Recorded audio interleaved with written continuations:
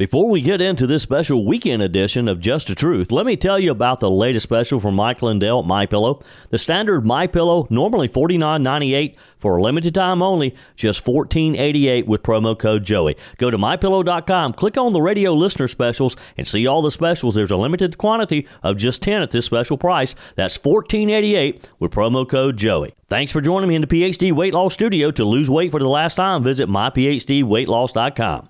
Starting September the 1st, the South Carolina's new hands-free driving law goes into effect. State officials witnessed Governor Henry McMaster sign the bill into law in a recent ceremonial signing. This now makes South Carolina the 33rd state to pass such a law. Joining me today is a lady who has fought hard for the passage of the law for a number of years. I'm happy to introduce Kelly Willenberg. Kelly, welcome. How are you? I'm good this morning. How are you? Thank you for having me. Well, it's always a pleasure. Let's talk about the recent signing and the passage of this law in this past legislative session. This is personal to you, Kelly. Some people can think about the idea of how dangerous it is to drive while texting or talking on your phone, holding the phone in your hand. We can even acknowledge the fact that statistics show us that distracted driving has contributed over 20,000 traffic accidents this past year. But until you or a loved one is directly affected, as you have been, it really doesn't become real. And that's your story, Kelly. You lost your husband because of someone driving and texting. Take us back to the accident and that took Dale away from you and your family. In 2017, I believe? Yes, it was 2017 in June. He was riding home from the hospital, Spartanburg Regional, on a bright sunny day on Highway 221 that actually has a lane at the shoulder side for pedestrians and cyclists. He was in the lane doing what he should have been doing, and a gentleman was driving with a phone, and he admitted that he looked down to the console, picked up the phone, and looked at a text, and the next thing he knew, Dale was on the hood, and Dale never woke up. 24 hours later, we were donating organs and working through the trauma of losing someone suddenly when it didn't have to happen.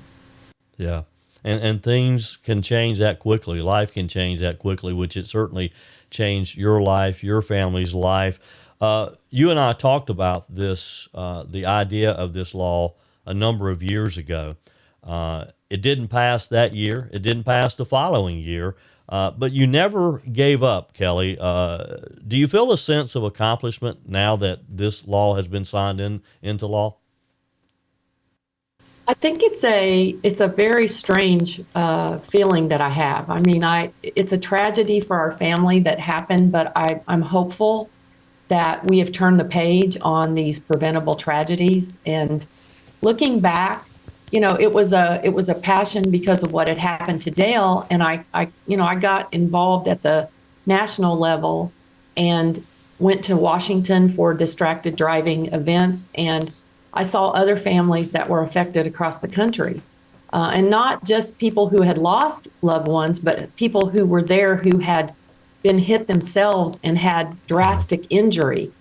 And when you've experienced that, you see people really dealing with the impact of someone on a phone, and honestly, it's not just electronics in your hands. It can be turning around to look at your children, or messing with a Sirius XM or putting on mascara. I mean, it can be a number of things, but statistically, it takes you 4 seconds to look down at a phone and look up, and I know from experience those 4 seconds can take a life. So it became a passion. It became a drive that I just wanted to see happen. And it took us 7 years. I mean, Dale's been gone 8. Representative Bill Taylor was working on this the year before Dale was hit. So it's been 8 years.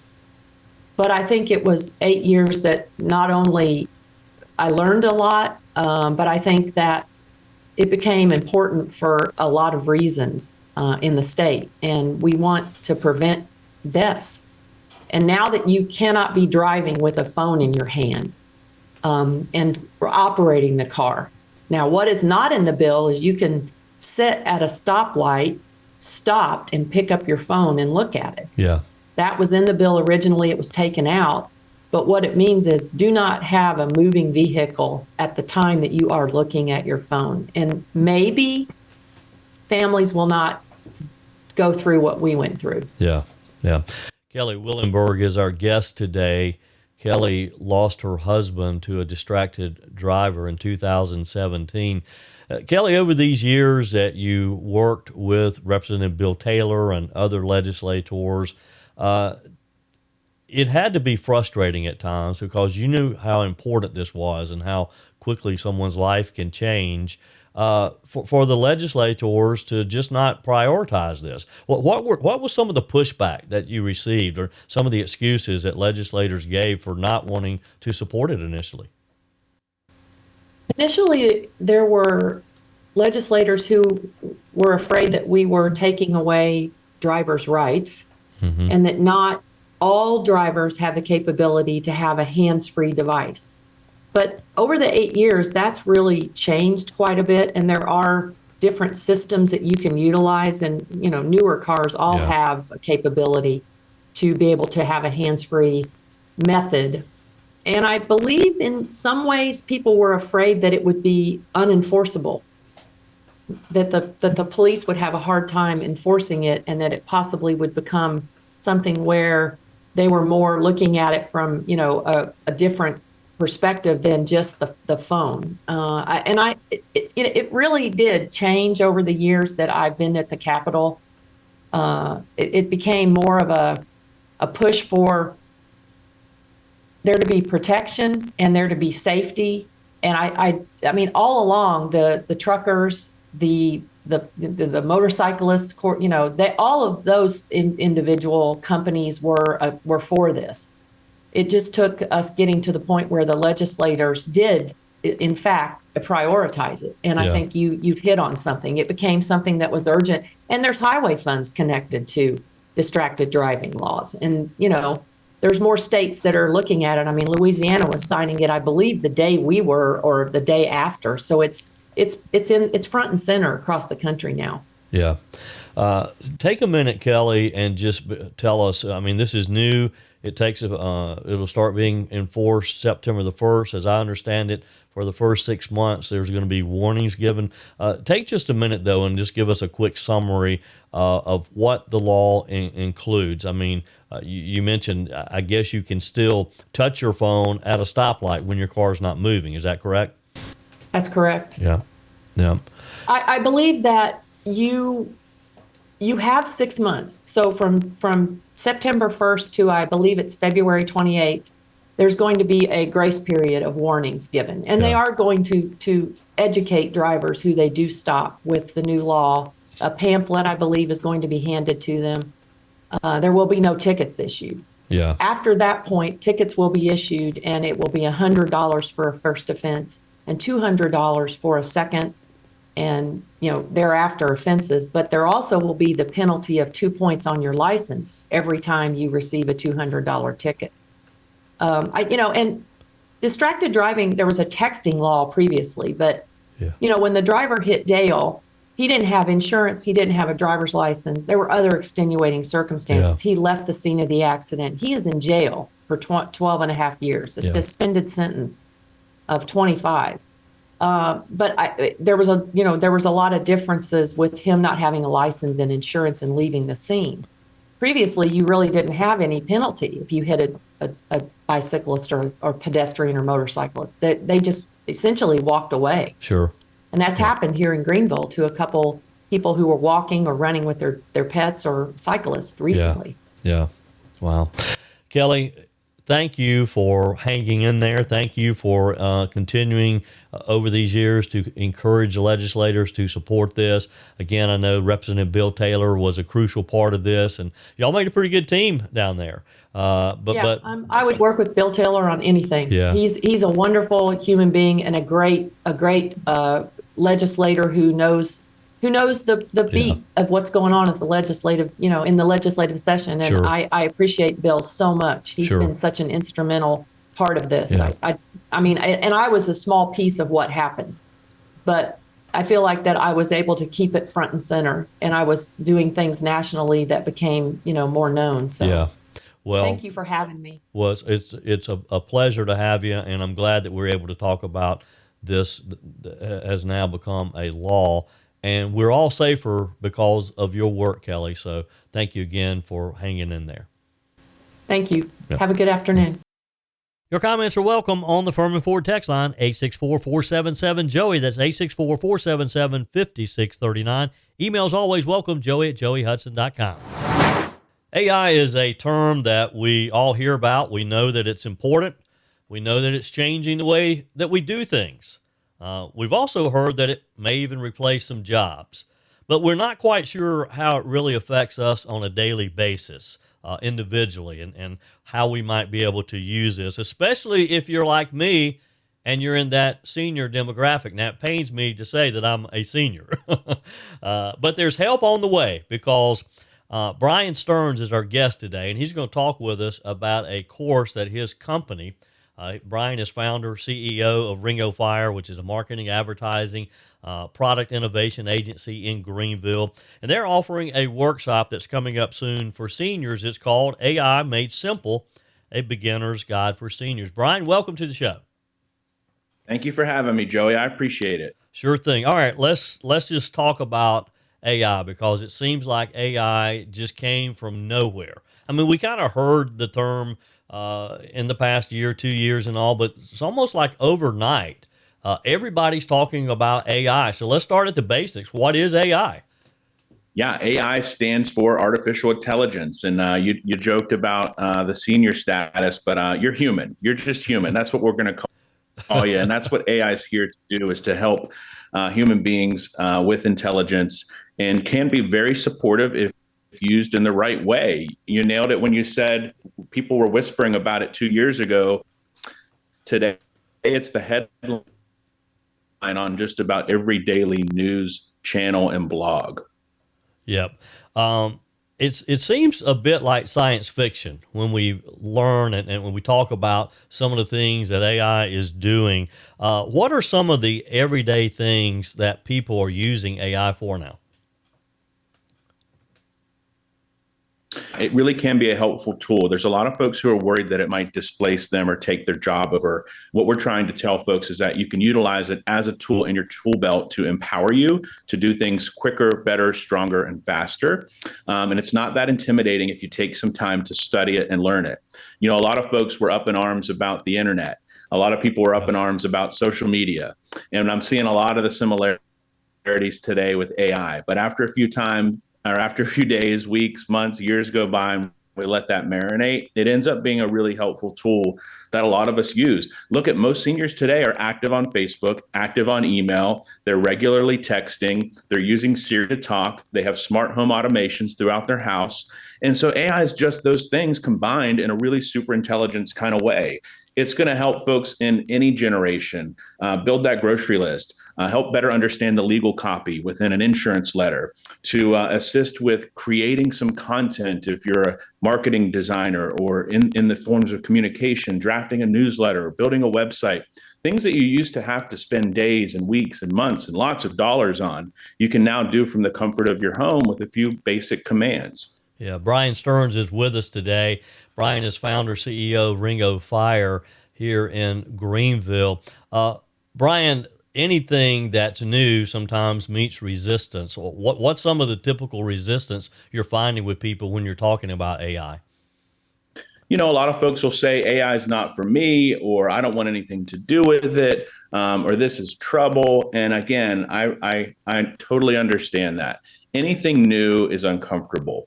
And a lot of folks, it just takes time with technology being comfortable with the uncomfortable. And part of that is just taking time on your own time, whether that's on the couch on Sunday morning or from the office over lunch break, to just really understand the basics. I go back to, once again, you look at traditional communication and how it started with radio, and then we moved to cell phones, and then we moved to the internet, and then we moved to social media, and all this smart home automation and adaptability in vehicles. I mean, it's ever changing. It's been a process over time, and we're just at a place now where it is front page news. And there's a lot of things that it can help everyday human beings with, from simple tasks around the house to organizing a list to sending out Christmas letters, on up to understanding a diagnosis. You may go to the hospital and get a 3 or 4 page report from your doctor that you don't understand. I don't know how people can sometimes read those. You can scan that through these apps, and it'll give you a very simple explanation, exercises, diets, things you can do based on that diagnosis that really speaks to you like a human without the legal talk or doctor talk. Yeah.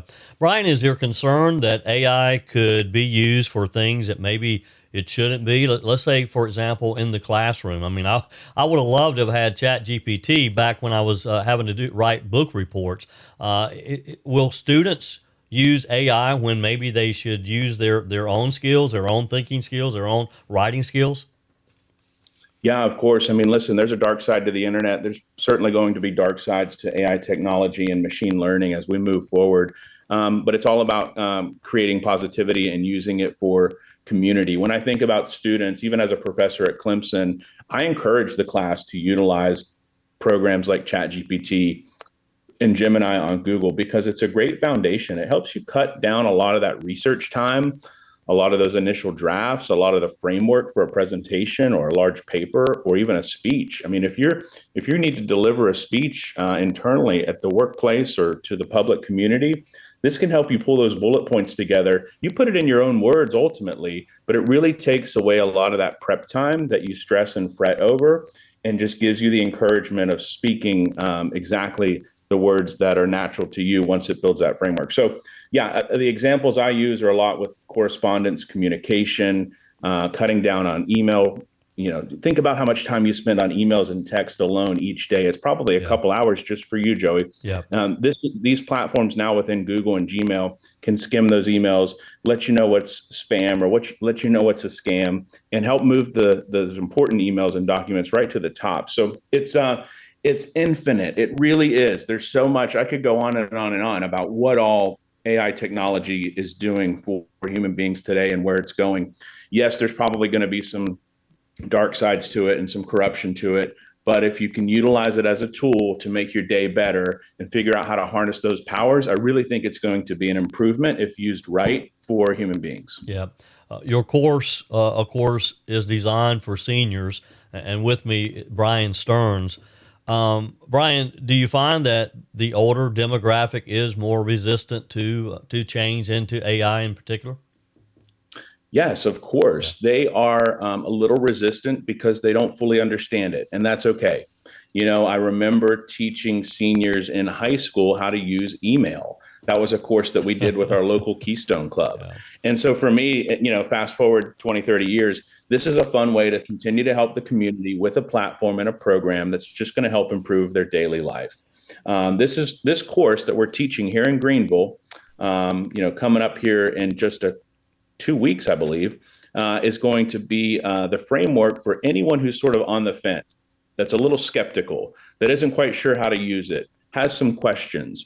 We're going to help you download those basic apps and teach you those skills that are going to get you through your day-to-day and make you feel like you have completed, you know, an introductory AI course. Yeah. August the 20th is the date of the course, AI Made Simple, a beginner's guide for seniors. Brian, how does someone register if they'd like to participate? So you can visit our website. It's Rewired Greenville. So that's REWIREDGVL.com.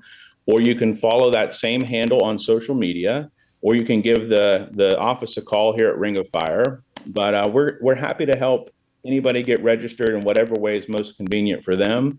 The easiest way is probably just going to be by visiting that website. It's a simple click, and you're in the course, and we'll see you in person on the 20th. Yeah. Well, thank you for doing this. I only wish I could be there. I'm going to be out of town traveling that day, but maybe you'll have it again in the future, and I can come to the next one.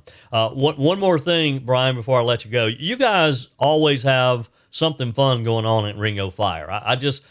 I tell my wife that when I grow up and I want a job, I want to go to work for RingoFire because you always have something exciting going on. And one of those is coming up in September, and that's Shrimp Fest, September the 13th. Talk with us about Shrimp Fest. Yeah, thanks for that opportunity. We're all about teaching, training, inspiring, educating, and being entertaining for the community. Ring of Fire is based in Greenville in the West Village in the old Southern Weaving Mill. We sort of took this place over a few years back and created a fun factory around it. But Shrimp Fest has become a signature event. It's all things shrimp. And it's pulled off and put together by the talented team at Campfire. And they're a sister company of Ringo. They help support local businesses here in the upstate and in the region of South Carolina. But Shrimp Fest, we like to say, is the largest shrimp-only festival in the state of South Carolina. You've got shrimp and grits and shrimp and crawfish and broils and all kinds of things down at the coast. Shrimp Fest is a one-day event that's all things shrimp. How many different ways can you prepare shrimp? I think if you let's replay that scene from Forrest Gump. There's quite a few ways you can prepare shrimp, and we have 15 of the best chefs in Greenville who come out and do just that. Folks anywhere from downtown restaurants like Indaco or Society or some of your favorites around the upstate region. They bring their chef in, they set up a tent. They're all given a couple pounds of shrimp, and they prepare their signature dish that day. Wow. For the attendees. And from 6 to 10 on September the 13th, we're going to have about 400 people out here trying a variety of shrimp, listening to music, having a good time, having some great beverages from our sponsor at 13 Stripes Brewery. And we're really thankful to have, Joey Hudson, your show, as a sponsor for that event, too. So thank you so much. Well, it's an honor. And look, I'm looking forward to having some good shrimp and having some fun that night. Any idea, Brian, of how many pounds of shrimp will be eaten? I'd like to say hundreds. Last year, I do know this for a fact. Last year, we went through 7,000 boats of shrimp. And those are not literal boats. Those are those small trays that you are served like a hot dog in at a ballpark is what they call like a shrimp boat. Yeah. So we serve, that's about each attendee having about 20 to 25 dishes. So we go through a ton of shrimp. We go through quite a few adult beverages too, but all for a great cause. This year, we're supporting Crime Stoppers. Yeah. And thank you for doing that. You and I are both involved with Crime Stoppers. As you know, it's been a passion of mine for many, many years. And Crime Stoppers is a local nonprofit. We provide a vehicle for people to, I like to say, get involved, but not really be involved. You can give your information, remain anonymous, and it takes a lot of bad guys off the street. And Brian, what you guys are going to donate this year will go directly to the reward fund and will help us take some of those bad guys off the street. That's right. We look forward to doing that. Last year was Defenders of Children. This year it's Crime Stoppers. And that's part of the fun of what we do with these festivals. We always support a local nonprofit and love to help the men and women in uniform, also our first responders and police officers here in the upstate. Yeah. Are there still sponsorship opportunities if someone's listening today and they'd like to be involved with this?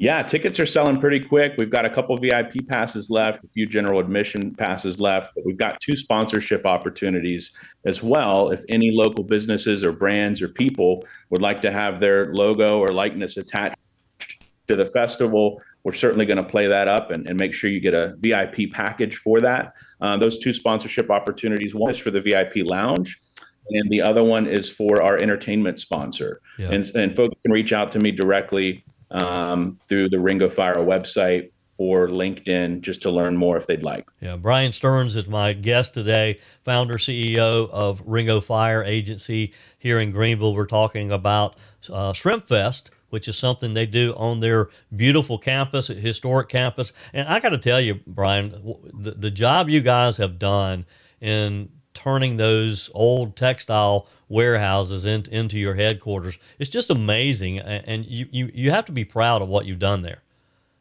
Well, thanks for saying that. It's been a lot of hard work from the team and a vision from a number of people, but we are just thrilled to be in such an unconditional and untraditional business setting. It's so fun to come to work in an old weaving mill. I mean, This place was built in 1920, and the folks at Southern Weaving were manufacturing seatbelts and brake pads for the Ford Motor Company in the 20s, 30s, 40s, and 50s here in Greenville. And so there's a lot of history here, and it's just been fun to revitalize it and sort of bring it back to life and host all these community events now. Yeah. Again, Shrimp Fest coming up September 13th. How do you get tickets, Brian?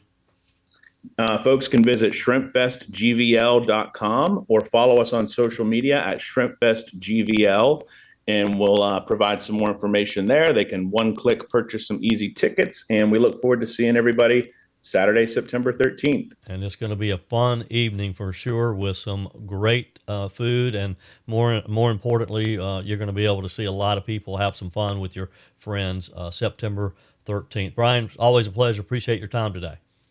Always a pleasure with you as well, Joey. Thank you so much for all you do, and we'll talk to you soon. That's it for this special weekend edition of Just the Truth. Thanks for joining me in the PhD Weight Loss Studios. To lose weight for the last time, visit myphdweightloss.com. If you haven't joined my mailing list yet, visit my website, joeyhudson.com. Click on the Connect with Joey button so that you can receive our emails and the most up-to-date news. Also, join me on my YouTube channel. Be sure and like, comment, and subscribe. Just search for Joey Hudson. As always, thanks for spending a few minutes of your day with me. Do me a favor and forward this episode to a few friends. Just click on the share button and send to your contacts. We need to build an army of conservatives to win our country back, and we can do that by continuing to share the truth with our friends and family. Keep those comments coming via the Furman Ford text line 864-477-JOEY. Email to joey@joeyhudson.com, and I love your messages on the MyPillow message line. Again, that's 864-477-JOEY, 864-477-5639. Be sure and take advantage of the MyPillow special, just $14.88 on the standard MyPillows